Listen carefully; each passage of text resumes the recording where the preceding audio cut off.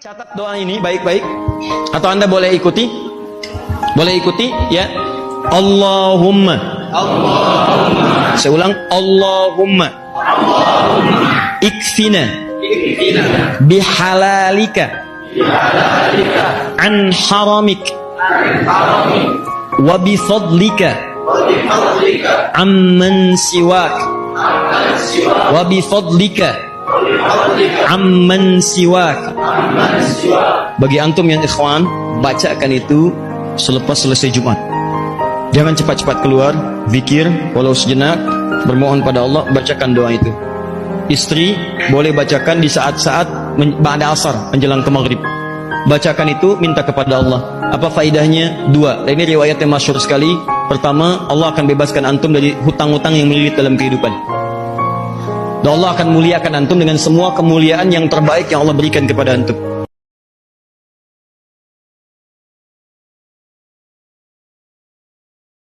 Walaupun kalian hafal Quran di luar kepala, rajin zikir, rajin baca Quran, rajin berpuasa, rajin sholat sunnah, rajin bersedekah, bahkan kalian apapun yang kalian lakukan, ketika di antara ibu dan ayahmu kau durhakai dia, kau kurang ajar sama dia, maka sungguh apa yang kalian kerjakan itu juga akan sia-sia di mata Allah Subhanahu wa ta'ala.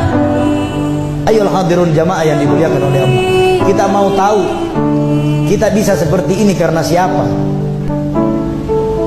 Kita bisa duduk seperti begini, kita bisa sekolah, kita bisa pintar atau bodoh itu karena orang tua kita. Makanya kalau kita mau lihat harta yang paling berharga di dunia ini adalah ibu dan ayahmu.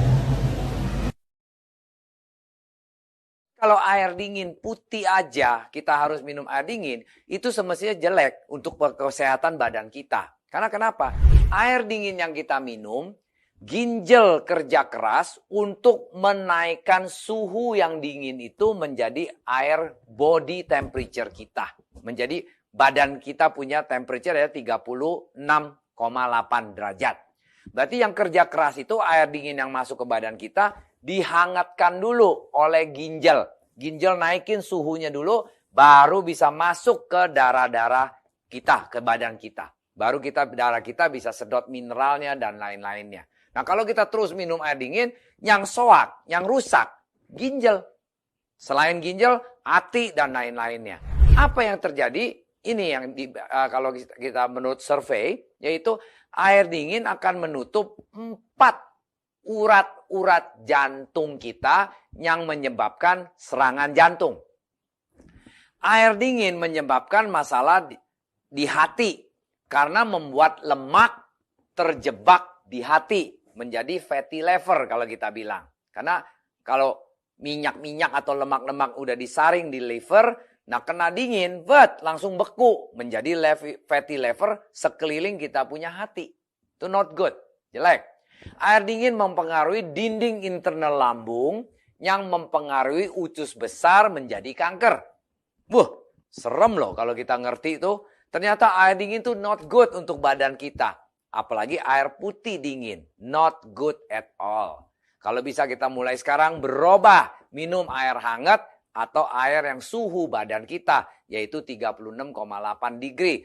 Itu ginjal kita kerja bagus, jantung kita jadi bagus, kita punya hati juga bagus, lambung juga jadi bagus.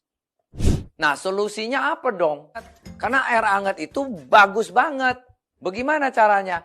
Kalau menurut riset dari dokter-dokter Jepang, air hangat itu bisa menghilangin migrain. Bisa menghilangin tekanan darah tinggi. Bisa menghilangin tekanan darah rendah. Kedua juga, nyeri sendi. Termasuk detak jantung pun bisa distabilkan dengan air panas atau air hangat. Makanya kalau kita lihat orang Inggris ada namanya tea time, air hangat. Nah orang Jepang minum green tea. Orang Chinese yang zaman dulu sukanya minum teh hangat atau minum tea yang panas-panas.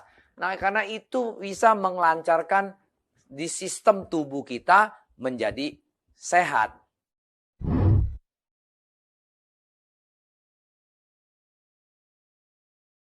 Pemirsa, tim kedokteran di Amerika Serikat berhasil melakukan transplantasi jantung babi yang telah dimodifikasi secara genetik kepada seorang pria berusia 57 tahun.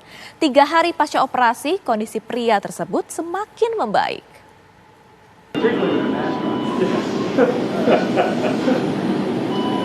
David Bennett, warga Amerika Serikat, menjadi orang pertama di dunia menjalani transplantasi jantung babi hasil modifikasi genetik. Operasi yang dilakukan tim dokter Fakultas Kedokteran Universitas Maryland itu berjalan lancar dan dianggap menjadi babak baru transplantasi jantung babi ke manusia. Namun tim masih harus menunggu perkembangan untuk memastikan hasilnya karena transplantasi ini baru pertama terjadi dari jenisnya. Jika tidak ada efek dalam waktu mendatang, transplantasi dianggap berhasil. Para ilmuwan berharap transplantasi organ babi ke manusia bisa menjawab kekurangan donor organ di Amerika Serikat.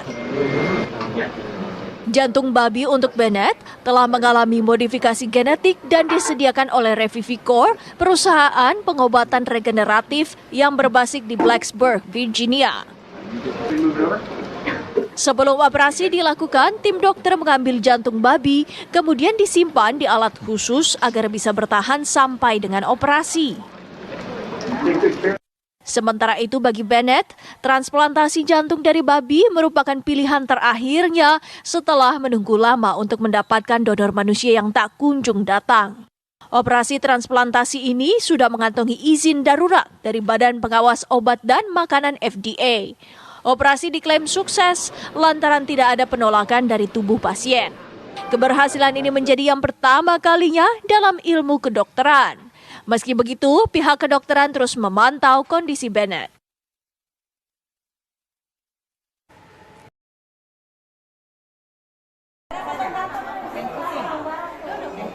Abang rasa bagaimana bilang, Bang?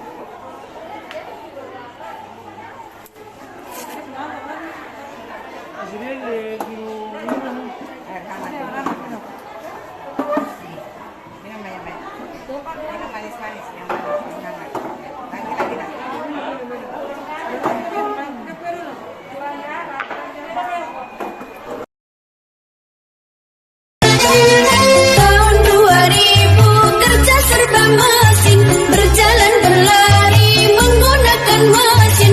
Manusia tidur berkawan mesin, makan dan minum dilayani mesin. Sungguh mengagumkan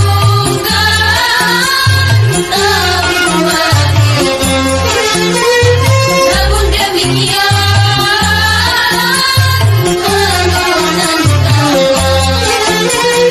penduduk makin banyak, sawah ladang menyempit, mencari nafkah makin sulit. Tenaga manusia banyak di kanting mesin, pengangguran merajalela.